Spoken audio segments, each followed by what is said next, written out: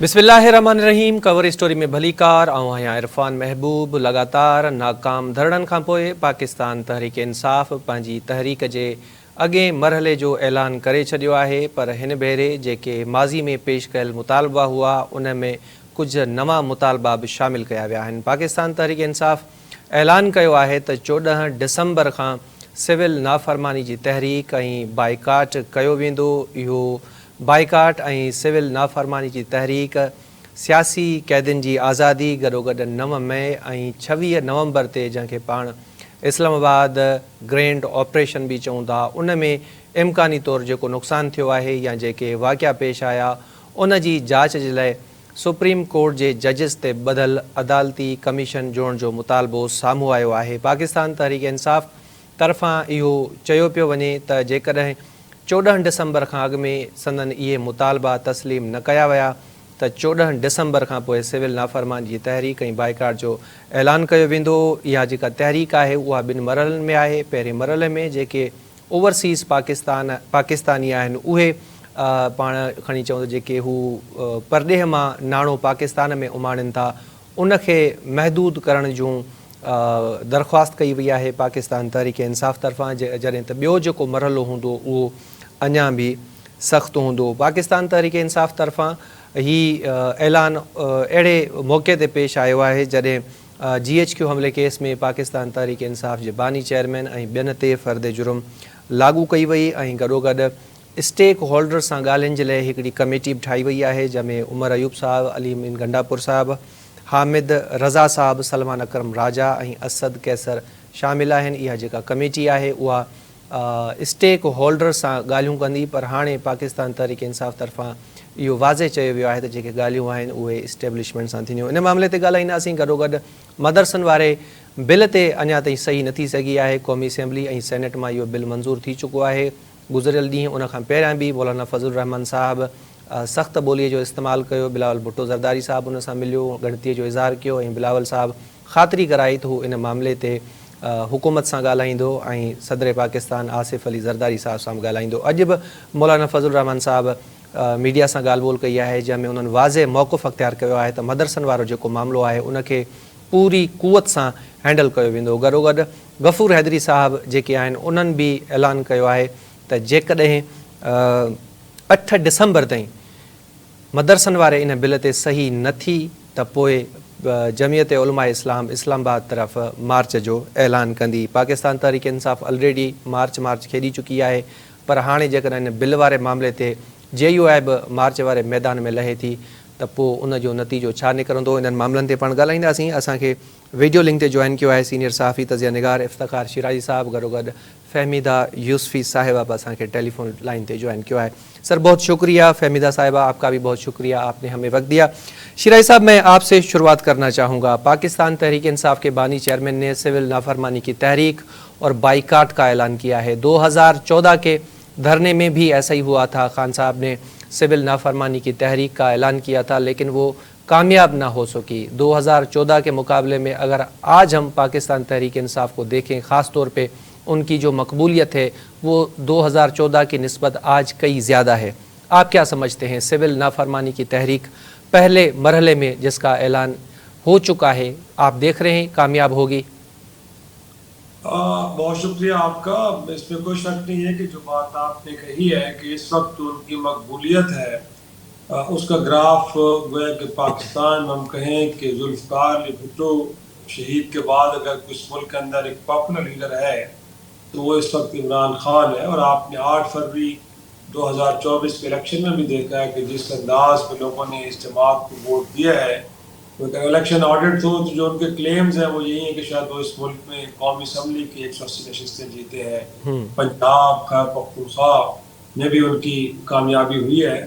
तो ऐसे में एक तो यह है कि उनकी मकबूलियत, साथ में मैं समझता हूँ कि अप्रैल 2022 से जब से उनकी हुकूमत ख़त्म हुई है और तहरीक इंसाफ के ख़िलाफ़ एक क्रैकडाउन चल रहा है और रियासती जबर हम देख रहे हैं, तो मैं समझता हूँ कि अब आवाम का जो सिंपैथीज हैं, उनकी जो हमदर्दियाँ हैं वो भी उनके साथ हैं। और मैं तो क्योंकि और आपको भी शायद बाहर जाने का इत्तेफाक हुआ अमेरिका और बरतानिया और यूरोप के दीगर ममालिक में, وہاں پہ موجود جو اوورسیز پاکستانی ہیں ان کی بھی بڑی ایک اکثریت اس وقت تحریک انصاف کے ساتھ ان کی ہمدردیاں ہیں. میرا خیال میں اگرچہ تحریک انصاف نے 3-4 بار کوشش کی ہے کہ عوامی طاقت کے ذریعے اپنے مطالبات کو منوایا جائے اور اپنے رہنما کو جیل سے باہر لایا جائے، لیکن ریاستی جبر کے سامنے وہ کامیاب نہیں ہو پائے. تو میرا خیال میں وہ اس آپشن کی طرف جا رہے ہیں.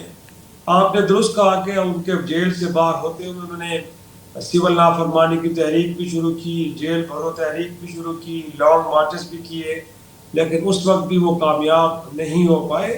تو میں سمجھتا ہوں کہ اب اس میں تو کوئی شک نہیں ہے کہ عوامی تائید و حمایت حاصل ہے، لیکن یہ ایک بڑا ایکسٹریم سٹیپ ہے. اس سے پہلے اب حکومت وقت کو بھی چاہیے کہ تھوڑا سا وہ بھی اپنے رویے میں بدلاؤ لے کے، اور بالخصوص مقتدر حلقے کہ جنہوں نے فیصلہ کرنا ہے عمران خان صاحب کے بارے میں، تو انہیں بھی لگتا ہے کہ رویے میں لچک لانی چاہیے، کیونکہ پاکستان کی جس تک معیشت ہے اور جو لا اینڈ آرڈر کی صورتحال بالخصوص 2 صوبوں کے اندر ہے، وہ ہم سے تقاضا کر رہی ہے کہ اب سیز فائر ہونا چاہیے، ڈائلاگ کی طرف بڑھنا چاہیے، بجائے یہ کہ کچھ اس طرح کے سٹیپس لیے جائیں کہ جس سے پاکستان کے لیے مشکلات اور بڑھ جائیں. صحیح. اچھا فہمیدہ صاحبہ، آپ سے جاننا چاہوں گا، پہلا سوال تو سیم ہی ہے، کامیاب ہوگی یا نہیں ہوگی؟ یقیناً جس طرح افتخار صاحب نے بتایا کہ اوورسیز پاکستانیز کی اچھی خاصی تعداد ہے جو پاکستان تحریک انصاف کو سپورٹ کرتی ہے. اس کا ریسنٹلی ایگزامپل ہم نے دیکھا جب 24 نومبر کو احتجاج کی کال ہوئی تو کافی ممالک میں احتجاج ریکارڈ ہوا. اور فرض کر لیتے ہیں کہ اوورسیز کی حد تک یہ سول نافرمانی کی تحریک کامیاب ہو جاتی ہے، ریمیٹس کم ہو جاتے ہیں، الٹیمیٹلی پاکستان کی اکانومی کو ہی نقصان ہونا ہے، تو یہ اسٹیپ جو اٹھایا جا رہا ہے پاکستان تحریک انصاف کا، اس کو آپ درست سمجھ رہی ہیں اور کوئی حل نہیں ہے اس معاملے کا؟ دیکھیں، جیسا کہ آپ نے خود کہا کہ 2014 میں جب ان کے ساتھ ساری مشینری یا یہ کہہ لیں کہ اس وقت کی ساری اسٹیبلشمنٹ اور ساری فورسز ان کے ساتھ تھی، تب بھی ان کی جو یہ سول نافرمانی کی تحریک تھی وہ کامیاب نہیں ہو سکی تھی. اور اس کی بہت ساری وجوہات ہوتی ہیں. پاپولر ہونا اور پریکٹیکلی سڑکوں پر ہونا اور پریکٹیکل امپلیمنٹیشن کرنا بہت صورتحال الگ ہوتی ہے. اگر تحریک انصاف کی یہی اسٹیٹ پاور ہوتی، ان کی لیڈرشپ اتنی ہی اسٹرانگ ہوتی اور اسی طرح وہ لوگوں کو نکالنے میں کامیاب ہو جاتی، تو اس وقت تک صورتحال بہت مختلف ہوتی. اور اس بار کے جو انہوں نے سول نافرمانی تحریک کا اعلان کیا ہے، اس کے ساتھ ساتھ آپ یہ دیکھیں کہ انہوں نے مذاکراتی ایک کمیٹی بھی بنائی ہے، جو کہ ابھی تک یہ نہیں معلوم کہ وہ مذاکرات کس کے ساتھ کریں گے. اور ابھی میں علیمہ بی بی کا بھی ایک بیان دیکھ رہی تھی جس میں انہوں نے یہی کہا ہے کہ اگر ان کے مطالبات نہیں مانے گئے جمعرات یا جمعے تک، تو پھر وہ انہوں نے شاید 2 دن دیے ہیں حکومت کو، میرا خیال ہے یہ انہوں نے کہا ہے کہ جو ہے اگر ہماری بات نہیں مانی گئی جمعے تک بھی، تو اوورسیز پاکستانیوں کو کال دیں گے وہ پاکستان پیسہ نہ بھیجیں. اچھا، اب یہ جو ایک بات ہے نا، یہ بڑی ٹیکنیکل سی بات ہے کہ چلیں پہلے تو ہم یہ فرض کرتے ہیں کہ ترسیلات زر میں واقعی کمی ہو جاتی ہے. جیسے کہ ایک میں آپ کو بتاؤں کہ یہ پاسبل نہیں ہے، کیونکہ بیرون ملک سے جو لوگ بھی پیسے بھیجتے ہیں وہ اپنی فیملیز کو بھیجتے ہیں، اور ایسا کبھی نہیں ہوا کہ کسی بھی پولیٹیکل انفلوئنس، بھلے چاہے وہ پی ٹی آئی کے سپورٹرز ہوں، وہ اس کو کوئی وہ چینج کریں گے. اچھا، اگر اس طرح لیٹس اسیوم کہ اس طرح سے کچھ ہو بھی جاتا ہے، تو پھر میں آپ کو بتاؤں کہ گورنمنٹ جو ہے وہ روپے کی قدر کو کم کر کے اس کے جو افیکٹ ہے اس کو بہت آرام سے روک سکتی ہے، کیونکہ جو آپ کا ایکسپورٹ امپورٹ ہوتا ہے وہ تو حکومت کے پاس ہی ہوتا ہے. تو روپے کی قدر کم کر کے وہ اس کو آرام سے کنٹرول کر سکتے ہیں. یہ اس وقت ہم ایزیوم کریں ایکسٹریم سچویشن ہے. اچھا، اب دوسری طرف میں آپ کو بتاؤں کہ مجھے نہیں لگتا کہ یہ ایسا پاسبل ہوگا. اور ابھی اسٹیٹ بینک کے اگر میں آپ کو اعداد و شمار بتاؤں سالانہ ترسیلات زر کے، تو اکتوبر 2024 میں یہ 24% اضافے کے ساتھ $3 ارب تک پہنچے ہیں. یعنی کہ جولائی سے اکتوبر تک مجموعی ترسیلات زر 35% بڑھ کر $11.8 ارب تک تو پہنچ گئی ہے. تو یہ تو فیکٹس ہیں جن فیکٹس کو ہمیں دیکھنا چاہیے. دوسری طرف یہ دیکھنا چاہیے ہمیں کہ اس وقت عمران خان خود گراؤنڈ پہ موجود نہیں ہے، وہ بہت کمزور پوزیشن میں ہے، ان کی پارٹی میں ٹوٹ پھوٹ ہو رہی ہے. اس وقت ان کی جو پارٹی ہے اس کے اندر ایک طرف جو ہے وہ نند بھاوچ کی لڑائی شروع ہو گئی ہے. ان کی جو پنجاب کی قیادت ہے وہ غائب ہے. ان کی جو KPK کی قیادت ہے وہ اس کے اندر بھی بہت سارے پولیٹیکل ڈفرینسز چل رہے ہیں.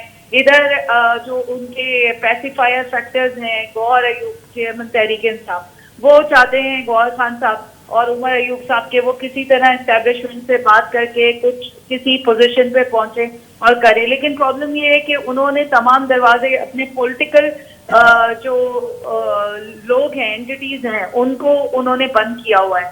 تو اب یہ بات ہے کہ یہ کھلم کھلا یہی ہے کہ وہ اسٹیبلشمنٹ سے بات کرنا چاہتے ہیں. اور آپ مجھے یہ بتائیے کہ اسٹیبلشمنٹ کو ان سے بات کرنے میں کیا انٹرسٹ ہوگا؟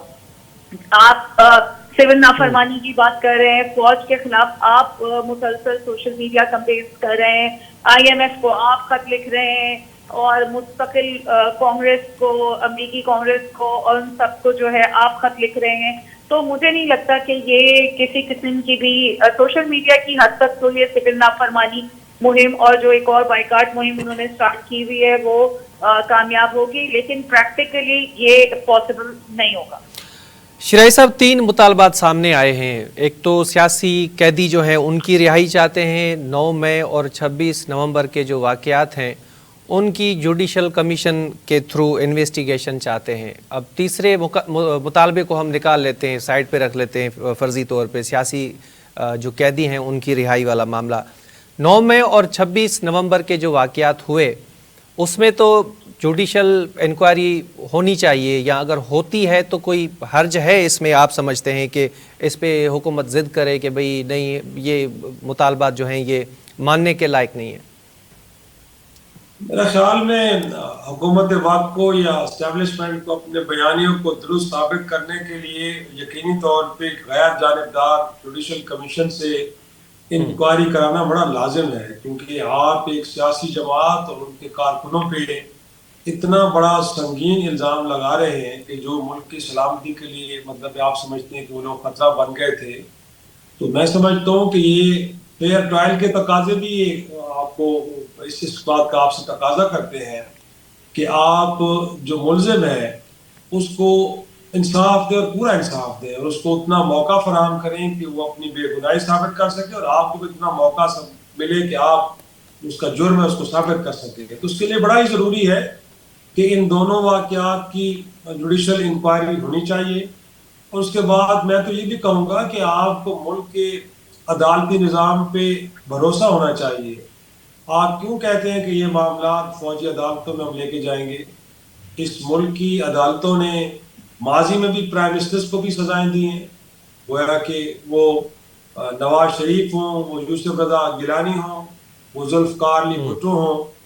تو پھر آپ کو کیوں لگتا ہے کہ اگر آپ معاملات فوجی عدالتوں میں لے کے جائیں گے تو مجرمان کو سزا مل پائے گی, ادروائز نہیں مل پائے گی؟ تو میرا خیال ہے کہ اگر آپ ملک کے اندر اس 26 کروڑ عوام کو اس بات کا یقین دلانا چاہتے ہیں کہ ہم نے فیئر ٹرائل کے تقاضے پورے کیے اور جرم ثابت کیا, اور دنیا کو بھی یہ میسج دینا چاہتے ہیں کہ ہم نے کسی بھی شخص پہ اگر الزام لگایا ہے تو ہم نے ان کو پورا موقع فراہم کیا کہ اپنی بے گناہی ثابت کریں, تو تب جا کے آپ یہ ان باتوں کو اسٹیبلش بھی کر پائیں گے, اور اگر آپ سمجھتے کہ مجرم ہو تو ان کو سزا بھی دے پائیں گے. لیکن اگر آپ جس انداز میں لے کے چل رہے ہیں کہ 16 ماہ بعد جا کے اتنے بڑے سنگین جرم, بقول آپ کے کہ بہت بڑا سنگین جرم ہوا تھا 9 مئی کو, اور آپ نے اتنا ڈیلے کیا کہ 16 ماہ بعد جا کے کسی شخص کے اوپر فرد جرم عائد ہوتی ہے, اور اس دوران کئی ملزمان ایسے کہ جن کو بری کر دیا گیا, اور کئی ملزمان ایسے بھی ہیں کہ جن کی جو ہے وہ ضمانتیں منظور ہو چکی ہیں, اور عدالتیں آپ سے چیخ چیخ کے کہہ رہی ہیں کہ آپ کو کریڈیبل کوئی مستند قسم کی کوئی ایویڈنس لے کے آئیں جو ابھی تک پروڈیوس نہیں کی گئی سوائے اس کے کہ جو فوٹیجز اس وقت کی ہیں. تو میں سمجھتا ہوں کہ اس سے پہلے بھی آپ کو یاد ہے کہ اس ملک میں عمران خان صاحب تک کہ جب 2013 کے الیکشن کے اوپر انہوں نے کہا کہ بڑا آرگنائز دھاندلی ہوئی تو کمیشن بنا تھا, سپریم کورٹ کے نیچے کمیشن نے یہ بتایا تھا کہ ہاں یہ دھاندلی ضروری ہے بٹ آرگنائز نہیں تھی, تو سب نے تسلیم کیا, عمران خان نے بھی کیا, باقی نے بھی کیا. تو بڑا ضروری ہے. اب یہ جو ہم بات کر رہے ہیں کہ شاید یہ جو سول نافرمانی کی میری بہن ابھی بات کر رہی تھی کہ شاید کامیاب نہ ہو پائے اور اس دوران ریمیٹنسز بڑھ گئی ہیں بجائے کم ہونے کے, تو میں سمجھتا ہوں ایک تو پاکستان کے اندر جو انفلیشن کا فیکٹر ہے, گویا کہ جو تارکین وطن ہے اب ان کے پیاروں کو یہاں پہ اور مزید پیسے چاہیے, اپنی ضروریات زندگی پورا کرنے کے لیے. جو ریمیٹنسز میں اضافہ ہوا ہے وہ حکومت وقت کی محبت میں یا ان کی کریڈیبلٹی کو دیکھ کے نہیں ہوا کہ پاکستان کے اندر بڑی ایک مستند اور بڑی ایک ایسی حکومت آئی کہ جو بڑی شفاف عمل کے ذریعے وجود میں آئی ہے. 8 فروری کے انتخابات کے اوپر ملک کے اندر نہیں بلکہ ملک کے باہر تنظیموں نے بڑے شکوک و شبہات کا اظہار کیا کہ وہاں پہ کیا کیا گیا ہے. اور آپ کو یاد ہوگا کہ راولپنڈی کے کمشنر نے جو کہا تھا لیاقت چچا صاحب نے کس طرح ہم نے راتوں رات جیتے ہوئے لوگوں کو ہرایا اور ہارے ہوئے لوگوں کو ہم نے کیسے جتوا دیا. تو میں سمجھتا ہوں کہ یہ نہیں ہے, اس کے فیکٹرز اور ہیں. اور اگر آپ کرنسی کو اور زیادہ ڈی ویلیو کریں گے اس معاملے کو کاؤنٹر کرنے کے لیے تو جو آپ کا ڈیٹ برڈن ہے گویا کہ جو بیرونی قرضے آپ نے دینے ہیں ان میں کتنا بڑا اضافہ ہو جائے گا. اور پھر آپ کا اگر آپ امپورٹس کو تو آپ کا ڈیل کر لیں گے لیکن ملک کے اندر جو انفلیشن کا نیا طوفان آئے گا, ابھی تو لوگ بجلی اور گیس کے بل نہیں دے پا رہے اور ساتھ میں روٹی کا ان کو لالے پڑے ہوئے ہیں, تو اور کتنی زیادہ انفلیشن لے کے آئیں گے. تو میں سمجھتا ہوں کہ اسٹیبلشمنٹ کے پاس گویا کہ دینے کے لیے تو بہت کچھ ہے. میں سمجھتا ہوں کہ اس وقت عمران خان بار بار بات کر رہے ہیں کہ انہوں نے فوج کے ساتھ بات کرنی ہے کیونکہ حکومت وقت کے پاس تو دینے کے لیے کچھ نہیں ہے, ان کے پاس وہ اختیار ہی نہیں ہے. اب یہ وہ بات کھول کے کہہ نہیں سکتے, آپ کو بتا نہیں سکتے کہ وہ کسی کے اشارے کے اوپر سوری سب کچھ کر رہے ہیں. تو میرا خیال ہے کہ اس وقت جو بار بار انہی کی طرف کہا جا رہا ہے کہ وہ آگے آئیں بات کریں اور کوئی درمیانی راستہ نکالیں, تو میرا خیال میں دس ہائی ٹائم کہ اب ہر دو فریق ہوش کے ناخن لیں اور ڈائلاگ ٹیبل کی طرف آئیں.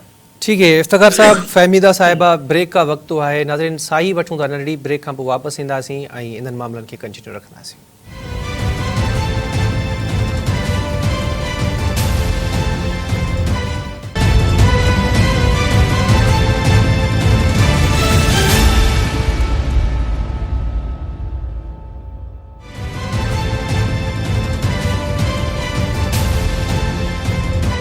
वेलकम बैक नाज़रीन. इफ्तिखार शिराजी साहब ऐं फहमीदा यूसुफ़ी साहिबा असां सां मौजूद आहिनि. इफ्तिखार साहब, आपने जो बात की इसी से ही रिलेटेड मेरा सवाल है, लेकिन इससे पहले मैं मैडम फहमीदा का मौक़िफ़ जानना चाहूँगा.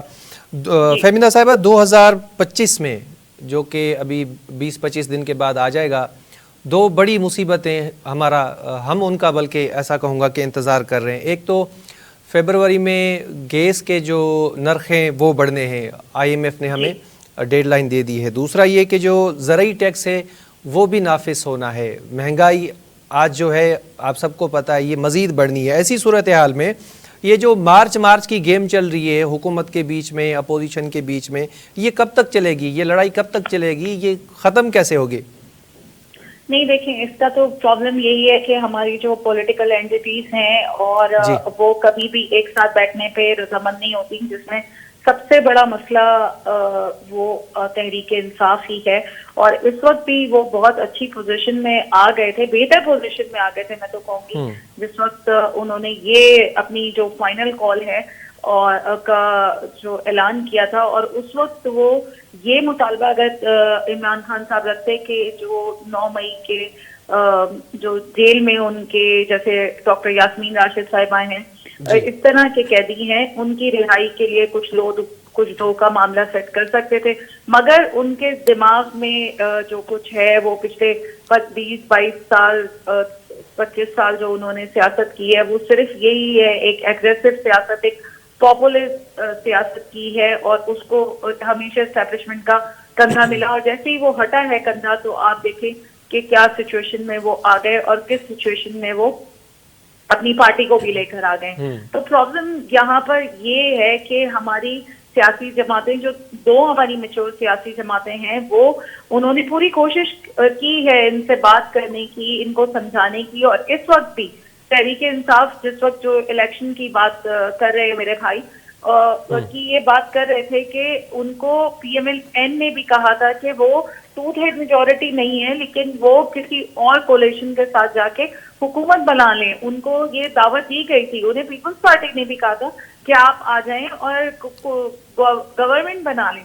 तो प्रॉब्लम ये है कि खान साहब जो है वो सही वक्त पर सही डिसीजन किसी, चाहे वो हुकूमत में थे या वो अपोजिशन में थे یا اب وہ کہیں بھی نہیں ہے تو وہ ڈیسیجنز نہیں لے پاتے، اور ان ڈیسیجنز نہ لینے کا جو سائیڈ افیکٹ ہے وہ اس وقت آ رہا ہے. اچھا، اور دوسری بات یہ ہے کہ انفلیشن کے بھی بہت سارے فیکٹرز ہیں، اور ظاہر ہے کہ اب وہ ہم پیچھے جائیں گے تو بہت سارے معاملات ہیں کہ آئی ایم ایف کا جو کانٹریکٹ تھا، جو ایگریمنٹ تھا، اسے توڑا گیا، اور اس کے بعد جو پولیٹیکل انریسٹ کیا گیا اور سارا کچھ ہوا، یہ سارے معاملات ہیں.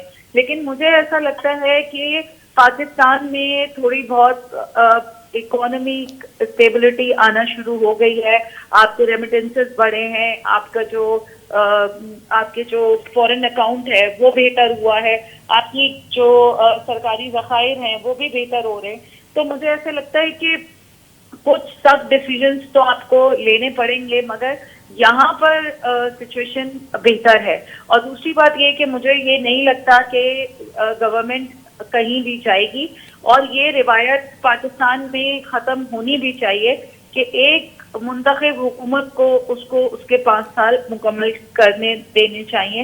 اور دوسری بات یہ ہے کہ اس وقت اسٹیبلشمنٹ کے بھی فیور میں یہی ہے کہ پی ایم ایل این یا یہ جو کولیشن گورنمنٹ ہے، یا آپ اس کو سادی حکومت کہہ لیں، وہ رہے، کیونکہ اس وقت پاکستان انجسٹ جغرافیکلی بھی پولیٹیکلی بھی افورڈ نہیں کر سکتا ہے. اور تیسری بات یہ ہے کہ کل کی آپ جو فارمیشن کانفرنس ہوئی ہے، وہاں سے جو اعلامیہ آیا ہے اور وہ بہت سخت ہے، تو بعد نظر میں دیکھا جائے تو وہ جو فیک نیوز کے حوالے سے ہے، اور جس طرح آپ نے دیکھا ہے کہ فیک نیوز کے اوپر یہ جو ڈی چوک، اس سے پہلے وہ بچی کی ریپ کیس کا تھا، اور پھر یہ ڈی چوک میں جو لاشیں تھیں، جو ہزاروں لاشیں ہوتے ہوتے ہوتے فائنلی 12 لاشوں تک پہنچا ہے معاملہ. تو وہاں پر بھی یہی کہا گیا ہے کہ اس نیریٹو کو، فیک نیریٹو کو سختی سے جو ہے نبٹنا چاہیے. تو آپ مجھے یہ بتائیے کہ مجھے تو تحریک انصاف کے لیے کسی قسم کا بھی فی الحال کوئی وہ نظر نہیں آ رہا ہے. اور مجھے ایسا لگتا ہے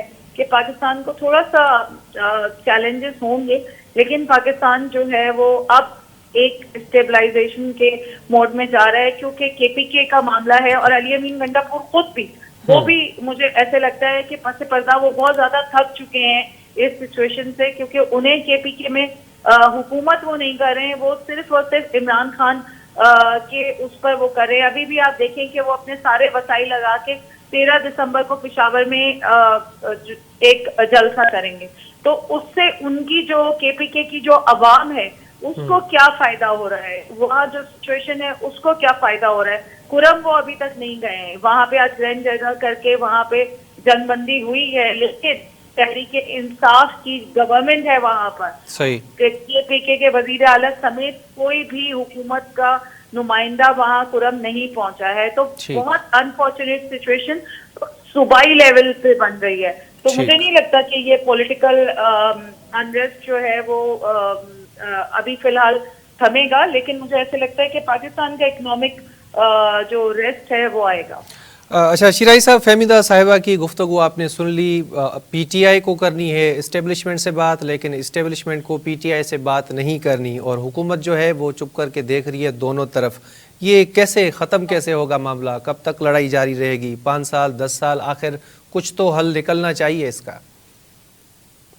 میں تو بس اپنی بہن سے یہی کہوں گا کہ 1971 میں آپ نے شیخ مجیب الرحمان سے گفتگو نہیں کی تھی، پھر اس کے نتائج کیا نکلے وہ ایک تاریخ کی کتابیں بھری پڑی ہیں. تو نہ کریں، آپ کا اگر موڈ نہیں ہے گفتگو کرنے کا تو نہ کریں. لیکن میں ایک طرف ابھی آپ یہ کہہ رہی تھی کہ فیک نیوز کا ایلیمنٹ بڑا پری ڈومیننٹ ہے، اور کل کی فارمیشن کمانڈرز کی کانفرنس کے اندر بھی اس معاملے پہ بڑا فوکس کیا گیا. لیکن دوسری جانب جو ایک فیک نیوز خود حکومت وقت جنریٹ کر رہی ہے، میں سمجھنے سے قاصر ہوں کہ ایک جماعت کے جس کے قومی اسمبلی میں کم از کم 80 ایم این ایز ہیں، سینیٹ میں نصف سینیٹ اس سے تعلق رکھتا ہے، ایک صوبے میں اس کی 2/3 اکثریت کے ساتھ حکومت ہے، اور اسی طرح پنجاب کے اندر ایک بہت بڑی تعداد میں ایک اسٹرانگ اپوزیشن کی شکل میں موجود ہے.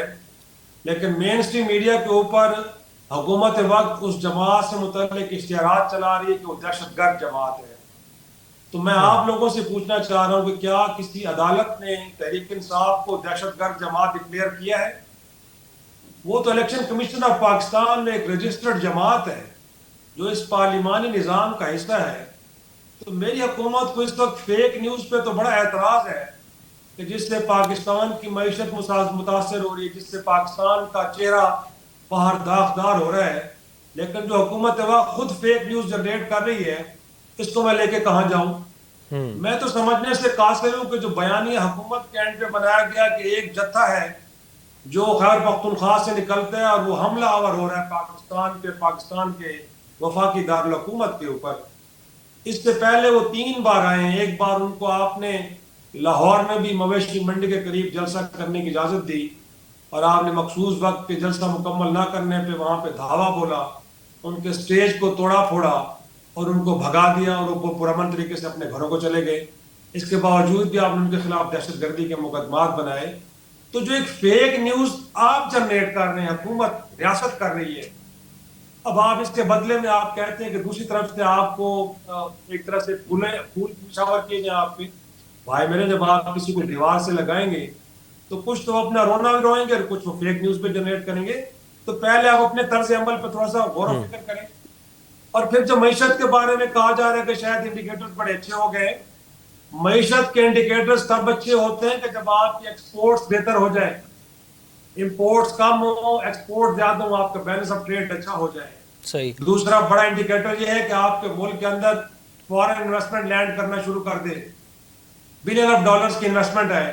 اس وقت تو حالت یہ ہے کہ جو ہمارے اکاؤنٹ میں پیسے رکھے گئے ہیں سعودی عرب کی جانب سے، چین کی جانب سے، یو اے کی جانب سے، وہ ایک سال کے لیے رول اوور ہوتے ہیں. گویا کہ کل یہ خبر آئی کہ جو 3 ارب ڈالر سعودی عرب نے ہمارے برادر ملک میں رکھے ہیں وہ ادھار اگلے 1 سال کے لیے اور بڑھا دیا گیا. تو ہم بڑے خوش ہو رہے ہیں کہ جو ہمیں ادھار ملا تھا وہ 3 ارب ڈالر کا، وہ 1 سال تک واپس نہیں لیا جائے گا. تو یہ دنیا کی 5ویں بڑا ملک آبادی کے لحاظ سے اس کی معیشت اس انداز میں چلے گی کہ جس میں ادھار کے پیسے لے کے ہم اپنے فارن ریزروز کو مینٹین کریں گے. اور بھائی میرے، اس ملک کے اندر لا اینڈ آرڈر کو ٹھیک کرنا پڑے گا، پولیٹیکل اسٹیبلٹی لے کے آنی پڑے گی اور آپ کو ویسا بیہیو کرنا پڑے گا، پبلک وائس کے سامنے اپنے آپ کو سرنگو کرنا پڑے گا جس طرح بنگلہ دیش کے اندر میجورٹی آف پیپل کے سامنے وہاں کی ریاست نے اپنا سر تسلیم خم کیا، اور اس طرح جنوبی کوریا کے اندر کہ جہاں پہ اس کے صدر نے ماشاء اللہ لگایا لیکن 24 گھنٹے کے اندر واپس لینا پڑا کیونکہ وہاں کے عوام یہ نہیں چاہتے تھے کہ ایسا ہو. تو یہاں پہ لوگ کنٹینر دن کنٹینر آپ رکاوٹیں لگا کے اس کے باوجود وہ اسلام آباد تک آتے ہیں اور اپنی رائے کا اظہار کر رہے ہیں کہ جو کچھ اس ملک کے اندر ہو رہا ہے وہ درست نہیں ہے، باقی لوگوں کو بھی سانس لینے کی جگہ فراہم کریں.